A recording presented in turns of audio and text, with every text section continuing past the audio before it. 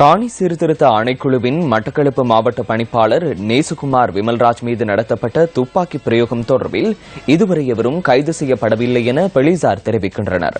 கொழும்பில் உள்ள தனியார் வைத்தியசாலையில் அனுமதிக்கப்பட்டுள்ள விமல்ராஜ் இன்றும் மருத்துவ பரிசோதனைகளுக்கு உட்படுத்தப்பட்டுள்ளார். இதனிடையே இந்த துப்பாக்கி பிரயோக சம்பவத்தை கண்டித்து மட்டக்களப்பு கிரான்குளம் பகுதியில் இன்று ஆர்ப்பாட்டம் நடத்தப்பட்டது. மட்டக்களப்பு கிரான்குளம் விஷ்ணு கோயிலுக்கு முன்பாக நடைபெற்ற இந்த ஆர்ப்பாட்டத்தில் அரசியல் பிரதிநிதிகளும் பொதுமக்களும் கலந்து கொண்டிருந்தனர்.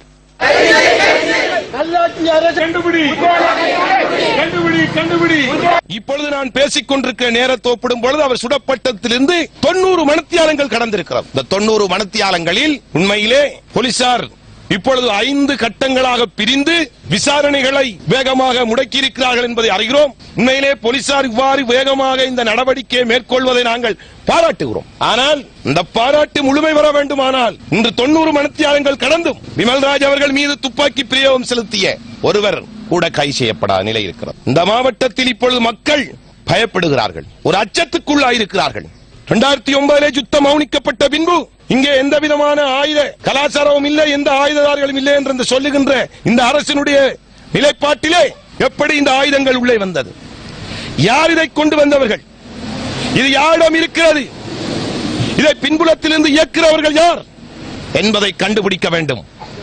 அரசு அதிகாரிகள் இப்பொழுது தங்களுடைய கடமைகளை செய்வதற்கு பயப்படுகிறார்கள். கிழக்கு மாகாணத்தினுடைய காணி பிரதி ஆணையாளராக இருக்கிற விமல்ராஜ் அவர்களை இந்த சூட்டு சம்பவத்தை மிகவும் வன்மையாக கண்டிப்பதுடன் இப்படியான நிகழ்வுகள் தொடராத வண்ணம் இந்த அரசாங்கம் பார்த்துக் கொள்ள வேண்டிய பாரிய பொறுப்பாகும். சமூக உத்தியோகத்தர் அவர்களை மண்டூரிலே வைத்து சுட்டுக் கொல்லப்பட்ட போது அது இன்று வரை 2 வருடங்களாக அவருடைய கொலையாளிகளை கண்டுபிடிக்கவில்லை. ஆகவே இந்த நாட்டினுடைய யுத்தம் மௌனித்த 8-9 ஆண்டுகளாக முடிந்து கூட இந்த துப்பாக்கிகள் யாரிடம் இருக்கின்றது, அந்த யார் இந்த துப்பாக்கிகளை வச்சு பயன்படுத்துகிறார்கள் அவர்களை கண்டுபிடித்து நீதி முன் நிறுத்த வேண்டியது இந்த நாட்டினுடைய நல்லாட்சியினுடைய பொறுப்பாகும். இது போன்ற பல சம்பவங்கள் இலங்கை நாட்டிலே நடந்திருக்கின்றது. ஆனால் விரைவாக குறுகிய காலத்தில் குற்றவாளியை கைது செய்திருக்கின்றார்கள்.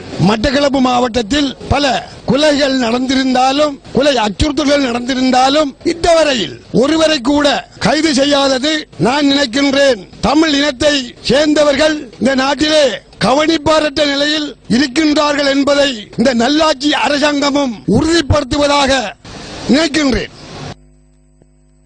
மட்டக்களப்பு மண்டூரில் சமூக சேவை உத்தியோகத்தர் மதியதயன் சுட்டுக்கொலை. இந்த சம்பவம் தொடர்பில் 2 கைது செய்யப்பட்டு விளக்கமறியலில். மட்டக்களப்பு ஒந்தாச்சிமடம் கிராம சேவகர் மகளூரில் சுட்டுக்கொலை. இந்த சம்பவம் தொடர்பில் இதுவரை யாரும் கைது செய்யப்படவில்லை. மட்டக்களப்பு கிரான் கிராம சேவை உத்தியோகத்தர் மீது தாக்குதல். இந்த சம்பவம் தொடர்பில் எதுவித நடவடிக்கையும் இல்லை. காணி சீர்திருத்த ஆணைக்குழுவின் மட்டக்களப்பு மாவட்ட பணிப்பாளர் நேசுகுமார் விமல்ராஜ் மீது கடந்த 22ஆம் தேதி இரவு 7 மணியளவில் துப்பாக்கி பிரயோகம். சம்பவத்தில் காயமடைந்த விமல்ராஜ் தொடர்ந்தும் வைத்தியசாலையில். சம்பவம் நடைபெற்று 4 நாட்கள் கடந்தும் இதுவரை சந்தேக நபர்கள் கைது செய்யப்படவில்லை. எங்களின் தேவைகளுக்காக எங்களின் தேவைகளை 100% செயல்படுத்துகின்ற அதிகாரிகள் தான் துன்புறுத்தப்படுகிறார்கள், கொலை செய்யப்படுகிறார்கள். கொலை எத்தனை நடக்கின்றது. ஆனால் சொகுசு வாகனங்களில் செல்பவர்களுக்கு ஐயா சம்பந்தன் அவர்களும் அவரை சேர்ந்தவர்களும் உதவியும் பாதுகாப்பும் கேட்கின்றார்கள். சிறுபான்மை மக்களால் தெரிவு செய்யப்பட்ட இந்த நல்லாட்சி அரசாங்கத்திலேயே காணி சம்பந்தப்பட்ட அதிகாரி மட்டக்களப்பில் சுடப்பட்டு வைத்தியசாலையில் அனுமதிக்கப்பட்டிருக்கிறார்.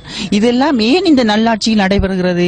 இது மக்களுக்கு ஒரு கேள்விக்குறியாக இருக்கிறது. எமது மக்களுக்கு சந்தேகம் ஏற்படுகிறது. இந்த நல்லாட்சி ஏற்படுகிறதா இல்ல சிறுபான்மை மக்களுக்கு குளறுபடிகள் ஏற்படுத்தக்கூடிய மாதிரி இந்த ஆட்சி நடக்கிறதா? எங்களுடைய காணி சீர்திருத்த ஆணைக்குழுவின் பணிப்பாளர் விமல்ராஜ் அவர்கள் இனந்தெரியாதவரினால் சுடப்பட்டு விட்டார். அவர் ஒரு நேர்மையான ஒரு அதிகாரியாக செயல்பட்டு கொண்டு வந்தவர். இனிமேலாவது தமிழ் அரச அதிகாரிகள் எந்த விதத்திலும் தாக்கப்படக்கூடாது. அவர் எந்த இனமாக இருந்தாலும் பரவாயில்லை. கடந்த காலத்தை போல ஒரு சூழ்நிலை இப்போதைக்கு உருவாகி கொண்டிருக்கின்றது. இந்த நிலைமையை மாற்றி அமைக்கிறதுக்கு இந்த அரசாங்கத்தில் இப்போதைய நிலைமையில உயர் அதிகாரிகள் எந்த ஒரு செயல்பாட்டால பயந்து நடுங்கிக் கொண்டிருக்க வேண்டிய சூழ்நிலை ஏற்படுகிறது. இந்த நல்லாட்சிக்குரிய அரசாங்கம் தகுந்த முறையில் இனங்கண்டு இன பாகுபாடின்றி உடனடியாக இவங்களை கைது செய்ய வேண்டும்.